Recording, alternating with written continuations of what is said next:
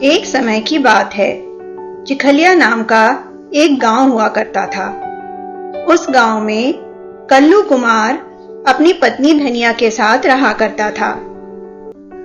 कल्लू मिट्टी के बर्तन बेचा करता था और इस काम में उसकी पत्नी उसका साथ देती। जी तुम्हारी खिचड़ी तैयार हो गई है, गरम है, खा लो। बड़ी मजे की बनी है धनिया, थोड़ा मही देना, पी के काम पर जाऊं।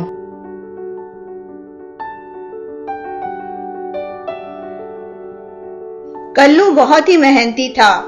वह तड़के ही उठ जाता और जंगल जाकर मिट्टी खोद कर ले आता। फिर दोनों पति पत्नी उससे बहुत अच्छे अच्छे मिट्टी के बर्तन बनाते। ए भाई, ये बर्तन कितने का दिया?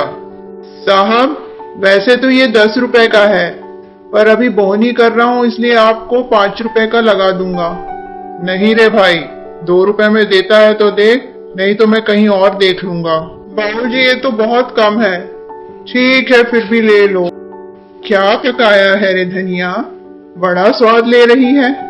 लो जी, तुम भी चखो और बताओ कैसा बना है। धनिया, आजकल कोई मिट्टी के बर्तन खरीदता ही नहीं है, और जो खरीदता है बहुत कम पैसे देता है। जी अगर ऐसे ही चलता रहा तो हमारा गुजारा कैसे होगा। एक दिन उनके गांव में शामू नाम का एक व्यक्ति आता है। वो शहर से चीनी मिट्टी के बर्तन लाकर गांव में बेचने लगता है। धीरे धीरे उसके दुकान में ग्राहकों की भीड़ बढ़ने लगती है। चीनी मिट्टी के बर्तनों के आगे कल्लू के मिट्टी के बर्तन कोई नहीं खरीदना चाहता। अगर कोई उससे मिट्टी के बर्तन लेता भी तो बड़े कम दाम देकर जाता।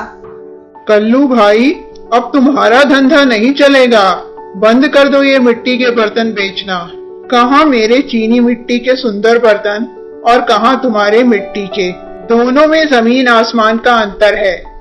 क्या हुआ जी, आपकी तबीयत तो ठीक है ना? धनिया, अब मेरे मिट्टी के बर्तन कोई नहीं खरीदना चाहता।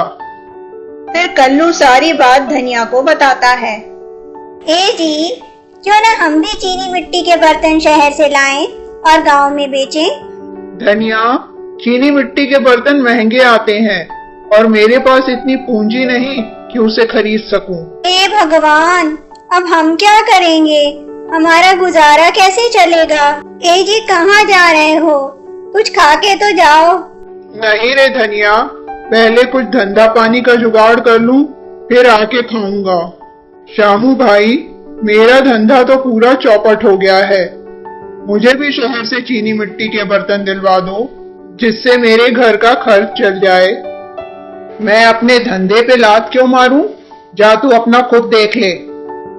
निराश होकर कल्लू गांव के साहूकार के यहाँ जाता है।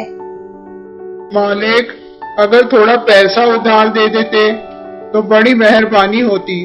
तेरे पास गिरवी रखने के लिए क्या है रे कलवा? गिरवी रखने के लिए तो कुछ नहीं है मालिक। तब यहाँ क्यों आया है बे? मैंने कोई खैरात नहीं खोली है, चल भाग यहाँ से। कल्लू बेचारा किस्मत का मारा जहाँ कदम चले वहीं चलने लगा। बहुत दूर निकल आने पर कल्लू थक जाता है और सुस्ताने के लिए एक वृक्ष के नीचे बैठ जाता है। कल्लू, ओ मेरे भाई, दुखी मत हो। कल्लू, मैं तुम्हारी सारी समस्या दूर कर दूंगा, मुझसे डरो नहीं। मैं एक मिट्टी का पेड़ हूँ।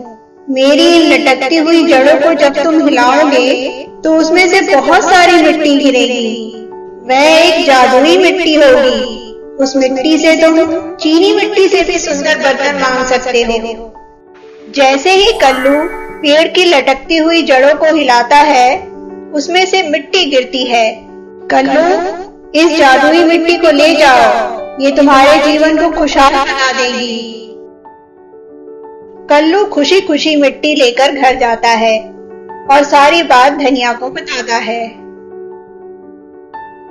जादुई मिट्टी उन्हें बहुत सारे सुंदर बर्तन देती है।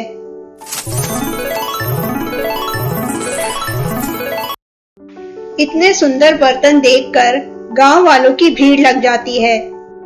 दोनों पति पत्नी मिलकर सारे बर्तन बेचते हैं। अच्छी कमाई होने पर दोनों की खुशी का ठिकाना नहीं रहता। कल्लू का धंधा चलने से श्यामू का धंधा चौपट हो जाता है। श्यामू चुपचाप से जाकर उन दोनों की जादुई मिट्टी की बात सुन लेता है। उन दोनों के ना रहने पर वह मिट्टी चुराने की कोशिश करता है, लेकिन मिट्टी उचक के उसके मुंह में चिपक जाती है। जब वह माफी मांगता है तभी उसके मुंह से मिट्टी निकलकर कल्लू के हाथ में चली जाती है। कल्लू दिन दूनी और रात चौगनी तरक्की करता है और उनका जीवन खुशियों से भर जाता है।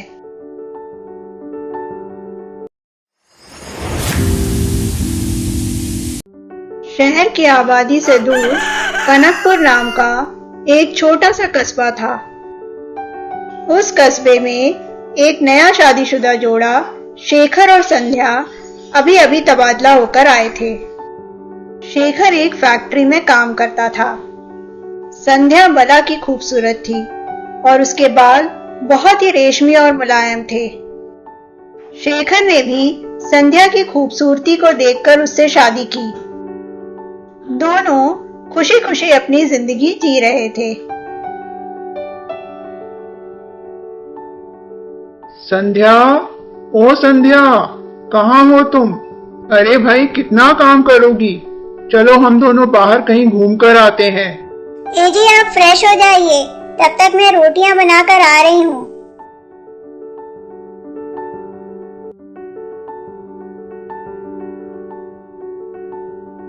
है ना सुंदर जगह संध्या? यहाँ कितनी शांति है। हाँ जी, ये तो बहुत ही सुंदर जगह है। संध्या, तुम्हारे बाल बहुत ही रेशमी है, कहीं किसी की नजर न लगे, हमेशा इनका ख्याल रखना। सुनिए जी, मैं अपने बालों का इतना ख्याल रखती हूँ, फिर भी आजकल मेरे बाल कुछ ज्यादा ही गिर रहे हैं। तुम चिंता ना करो संध्या, मैं कल ही डॉक्टर से मिलूंगा और इसके लिए कोई दवाई लेकर आऊंगा। लो संध्या, डॉक्टर ने ये तेल दिया है और कहा है इससे सर पे 2 बार हफ्ते में मसाज करना। संध्या उस तेल को अपने बालों में लगाने लगी, लेकिन उस तेल से संध्या के और बाल गिरने लगे और एक दिन तो पूरा बालों का गुच्छा ही उसके हाथ में आ गया। संध्या अपने आप को आईने में देखती है और उसकी चीख निकल जाती है। डर के मारे संध्या अपने बालों को दुपट्टे से ढक लेती है। अरे संध्या, ये सर पे दुपट्टा क्यों बांध रखा है? जी, वो मैंने कहीं पढ़ा था कि बालों में तेल डालने के बाद उसके ऊपर कोई कपड़ा डालो तो बालों को अच्छा पोषण मिलता है। दूसरे दिन जब शेखर ऑफिस चला जाता है तब संध्या अपने दुपट्टे को खोलकर देखती है। संध्या के सर से सारे बाल गायब हो जाते हैं और वह गंजी हो जाती है। चलो संध्या, अपनी वाली जगह घूम कर आते हैं। ए जी, मेरे सर में दर्द हो रहा है, मैं नहीं जा पाऊंगी। संध्या, आजकल तुम रोज सर में दुपट्टा बांधती हो, इसीलिए तुम्हारा सर दर्द होता है। निकालो इसे अभी। धीरे धीरे संध्या चुप चुप सी रहने लगी। शेखर को उसका ये रवैया खाए जा रहा था। शेखर अपने बड़े भाई के घर से अपनी माँ को बुलवा लेता है। शेखर, बहू को क्या हुआ, ठीक से बता। तब शेखर सारी बात अपनी माँ को बताता है। तो चिंता मत कर बेटा, मैं बात करूंगी संध्या से। संध्या बहू। अरे माँ जी, आप कब आई? इन्होंने तो मुझे बताया ही नहीं। तुम जब बात करोगी उससे तभी ना तुम्हें बताएगा। और ये क्या लगा रखा है घर में? निकालो ये दुपट्टा अपने सर से। और जैसे ही शेखर की माँ दुपट्टा सरकाती है, शेखर जल्दी आ। ये सब क्या है संध्या? तुम्हारे बाल कहाँ गए? बता कर मुही, तूने तो हमें किसी के सामने मुंह दिखाने लायक नहीं छोड़ा।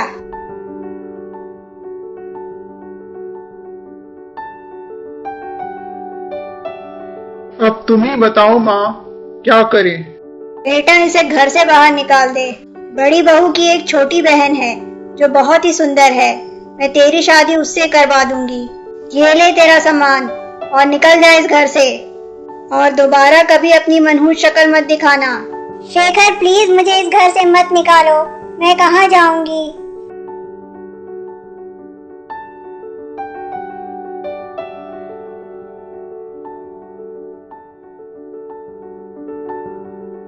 बिटिया, ओ बिटिया, उठ जा। आप कौन हो बाबा? मैं यहाँ कैसे आई? तू झोपड़ी के सामने बेहोश पड़ी थी तो मैं तुझे अंदर ले आया। भीतर गुड़ रखा है, खा के पानी पी ले, और बाहर ही एक नदी बह रही है, उसमें जाकर स्नान कर ले। ओह, अभी तो मेरे पैरों के नीचे आ जाता। माफ करना, मैं नीचे देखकर नहीं चल रही थी।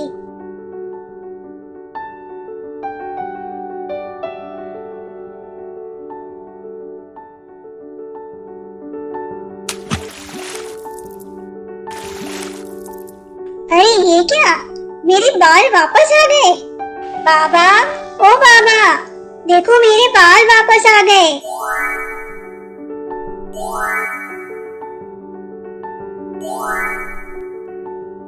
तुम कौन हो बाबा? तुमने ही मेरे सर पर बाल वापस लाए हैं ना? बिटिया, मैं सिद्धेश्वर योगी हूँ। वो घोंघा भी मैं ही था और वो बाबा भी मैं ही था। मैं तो तुम्हारी परीक्षा ले रहा था और उस परीक्षा में तुम सफल हुई। बाबा, ये इतने सारे मोती कहाँ से आ गए? बेटी, ये सच्चे मोती हैं, जो तुम्हारी सच्चाई का फल है। जब भी तुम अपने बालों में हाथ फिराओगी, तुम्हारे बालों से ये सच्चे मोती झरेंगे। तुम्हारा कल्याण हो। उन सच्चे मोतियों से संध्या बहुत सारे गरीबों की मदद करती है।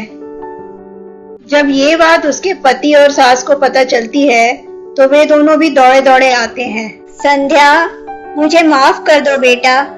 हाँ संध्या, मुझे माफ कर दो, मुझसे गलती हो गई। घर चलो, हम तुम्हें लेने आए हैं। मैं आप दोनों का नाटक समझ गई हूँ। आपने मुझसे शादी सिर्फ मेरी खूबसूरती की वजह से की थी ना, और अब आप दोनों सच्चे मोती के लिए आए हैं। चले जाइए यहाँ से, मैं आप दोनों को कभी माफ नहीं करूँगी। इसके बाद संध्या अपना सारा जीवन गरीबों के लिए समर्पित कर देती है। नमस्ते दोस्तों, मेरा नाम है सोनिया।